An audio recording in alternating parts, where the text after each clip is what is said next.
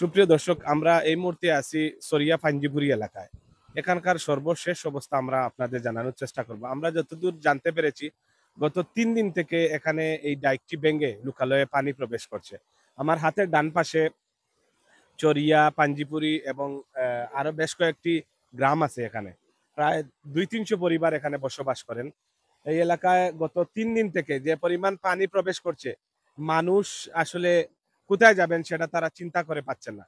আগে কুশিয়ারা নদীর ডাইকটা নির্মাণ করা হয়েছে। আমি প্রশাসনের কাছে আবেদন জানাই, আর আপনারা দয়া করিয়া একটু ও জায়গাটা তদন্ত করিয়া দেখবা ইয়া যে এই এলাকার প্রায় ১,০০০ মানুষ পানিবন্দী এবং মানুষের গড় বাড়ি থাকার মতো কোনো উপায় নাই, এবং গরু ছাগল হাঁস মুরগি সব কিছু বাসায় আনের এবং বন্যা আশ্রয় কেন্দ্র মানুষে বসবাস করতেছে।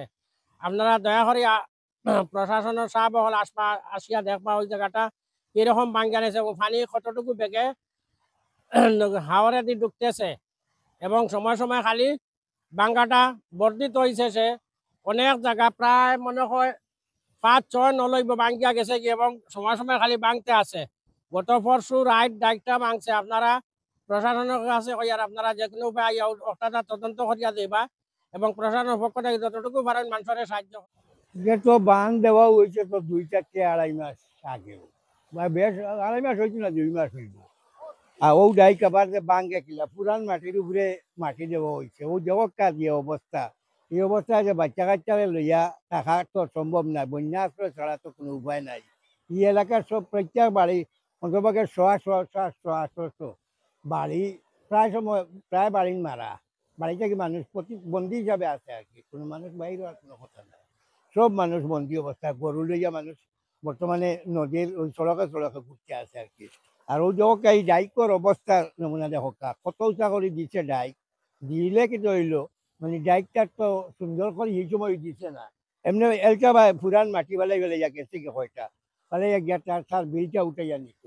ওগো আচ্ছা, ও এলাকার মানুষ হোক আছে, ইউনিয়নের মানুষ কিলে বাস করে, অর্ধেক ইউনিয়নের মানুষ হইল কাম করো পারো, অর্ধেক ইউনিয়নের মানুষ হইল কাম করো পারো। বানটা ভাঙ্গার ৩ দিন হয়ে গেছে গিয়া।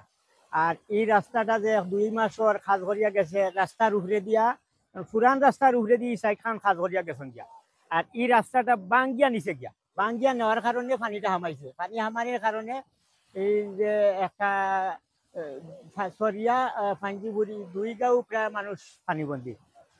মানে খালি সরিয়াটা কোনো রকম আছে, আর পাঞ্জিবুড়ি সারা এলাকা মানুষ মসজিদও আইতে পারেন না, স্কুলও যাইতে পারেন না, ছোট বাচ্চারা স্কুল তো মনে হয় বন্ধ হয়ে গেছে। সরকারি সহযোগিতা কিতা পাইছো? জি না, সরকারি সহযোগিতা কেউ কিছু পাইছে করে আমার জানা নাই। আর আপনারা দায়িত্বটা যেভাবে বান্ধ ওটা করিয়া দেবতা, আমরা একটু আরামে থাকতাম পারবো। আজকে এই পরিস্থিতি দেখা দিত না, সুন্দরভাবে যদি খাসতে হইতো তাহলে আজকে আমরা এই দুর্গতির মাঝে পড়ি না, বাড়িঘর ছাড়া বাচ্চা স্কুল কলেজ মাদ্রাসা যেতে পারলাম না, সকালে পড়াতে দিতে পারলাম না, সুন্দরভাবে হইতো তো আজকে অসুবিধা হয় না। সামনে ঈদ কুরবানি কিলাকিত হইতো, ঈদের নামাজ আছে সামনে, জুমার নামাজ আছে, কত অসুবিধার মাঝে আমরা আছি। এর কারণে আমরা ঊর্ধ্ব কর্মকর্তা এবং সরকার মহোদয় কিছু একটা জানাই আর পানির পরে যেন খামটা সুন্দরভাবে ওয়ার লাগে আমরা একটা জানাই আর।